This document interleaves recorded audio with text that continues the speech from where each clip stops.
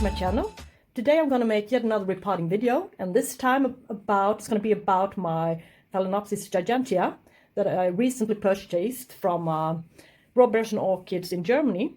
When I first got it, it was sitting like this, and it's still in its pot, As you can see, it's crawling its way out of its pot, and I don't know how long it's been sitting there in this media.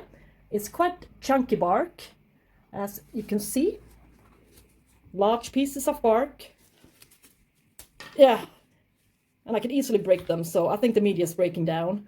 So, and as it's still in the beginning of the summer, I think it would be a great idea to repot her now. And as she's a really demanding orchid, and it loves the heat, and it loves humidity, and it likes to dry out fast between waterings, but still it likes to be kept moist at all time. So it's a quite fussy orchid, and it easily catches disease.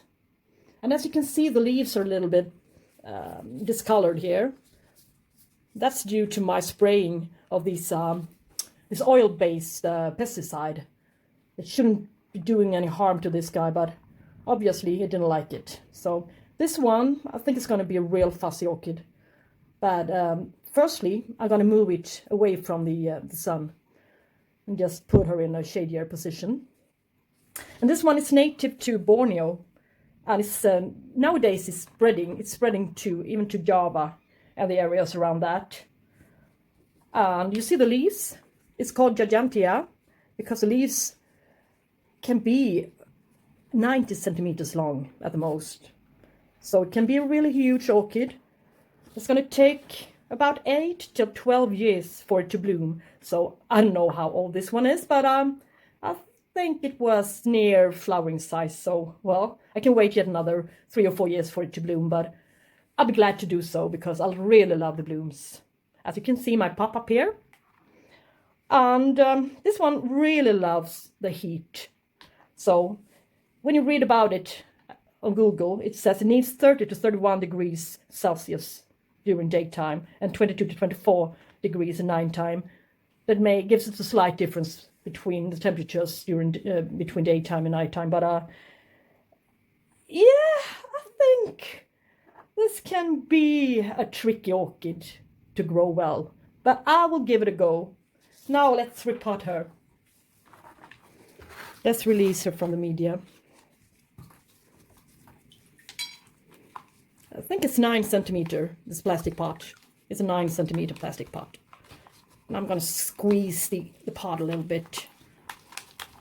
It's going to be easier to get it out of the pot. Oh yeah, it was easy enough.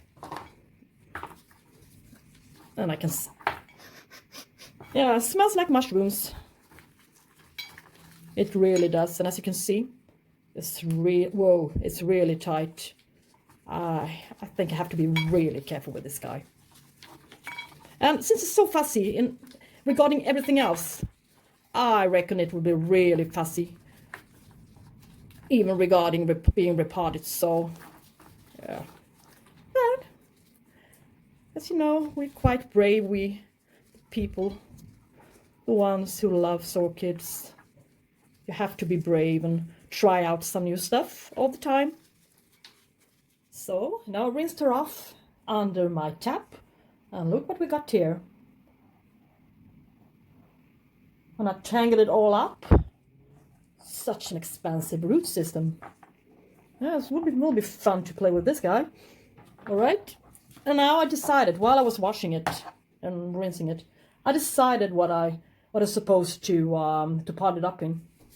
I'm going to use this little, I think it's 10 or 11 centimeter pot. Frosted pot. So, and I'm gonna make a few ventilation holes.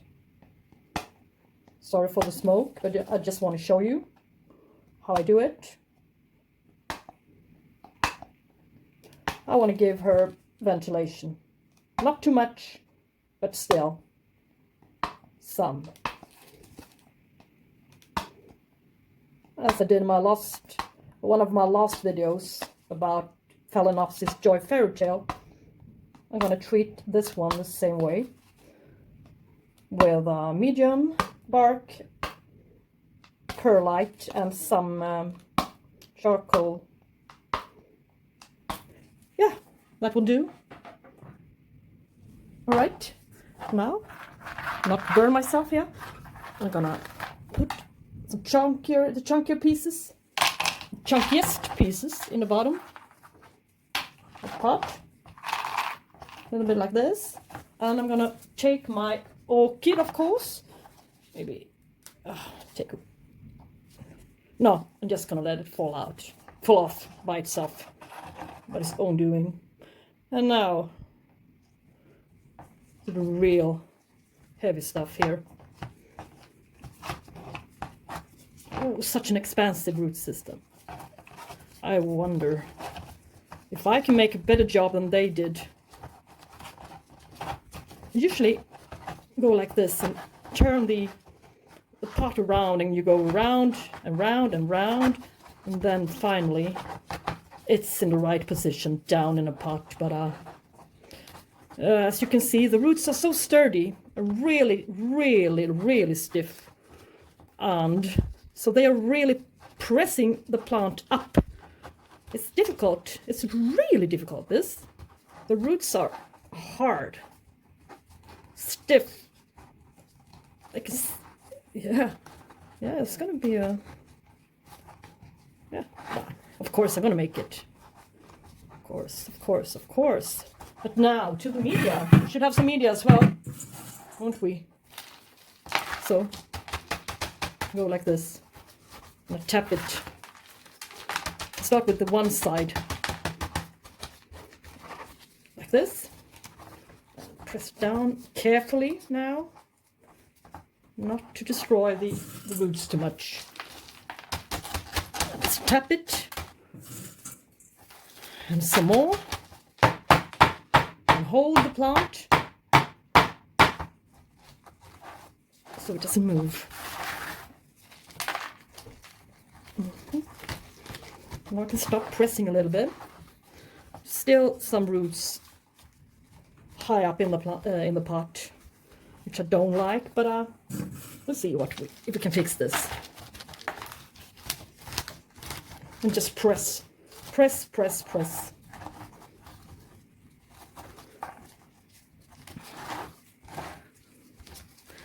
And I wouldn't want to bury the stem too much, so in order to get it too wet and get some stem rot, which I don't want.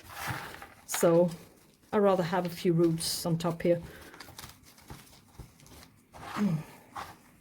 Yeah, we'll see. Let's see what happens. It's not the easiest one to plant. Oh, to pot. Plant. Yeah, this is a plant. Oh, right. See here if you have any air gaps. Yeah, I had a few down there. Just press it a little bit more down. It's a little bit difficult to see as the pot is so frosted. It's frosted, so it's not easy. But yeah. Let's press a little bit more. Okay. Let's see. Air gaps? No air gaps to speak of. Okay. I think it's okay.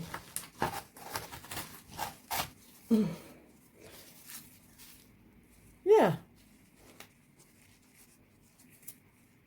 This is it. Now it's finished.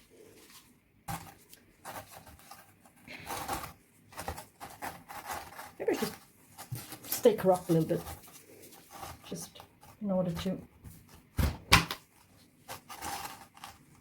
give her a little bit of stability, so she wouldn't turn that way too much. So now I'm going to go and give her a good soak under the tap, and I'm going to put the tag in, of course, and this is it. The repotting of P.gigantea. So now we're going to see, it's going to be a project plant for me, and I'm going to show you this plant in a while again and see its progress. If it went downhill or if it did well. So this is my P.gigantea, 4.5 weeks after being repotted. And yeah, I think she's still doing great. She didn't catch any disease, no spider mite, and the roots are looking great, alive and kicking. And just a few dried roots on top, but I filled it up a little bit, the pot, with some more pieces of bark. But yeah, she's doing great. So she didn't reject being repotted, and she's gonna do great in the future as well. I think I'm gonna keep you updated. And this is 4 or perhaps 5 months later update as well. Since I didn't upload the video, I'm not sure why, but the good thing with old videos is that I can make an update after a couple of months to show the plant's progress. It's real progress. So yeah, that's what I'm going to do with with a few videos that are left in my computer, on my hard drive. I wanted to show you this 4 or 5 month update. Look.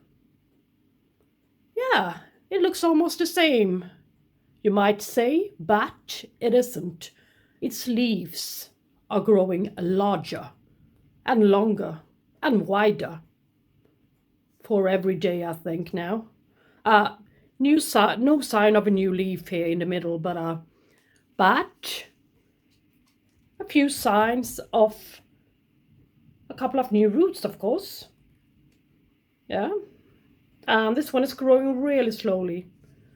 But yeah, as I read, it has to be 8 years to be able to flower. Something like that. So 8 years old, I mean. So I'm not so, yeah. Here I can see some root tips. Yeah. All right. So it's in active growth now. Growing state now. So this is its habit. Growing the leaves it's already got longer and larger. Interesting indeed. But it's healthy enough. No disease yet. All right. Thank you so much for watching. And if you like my video, press thumbs up. If you didn't like it, press thumbs down. And subscribe if you like to. And have a good day. Bye bye.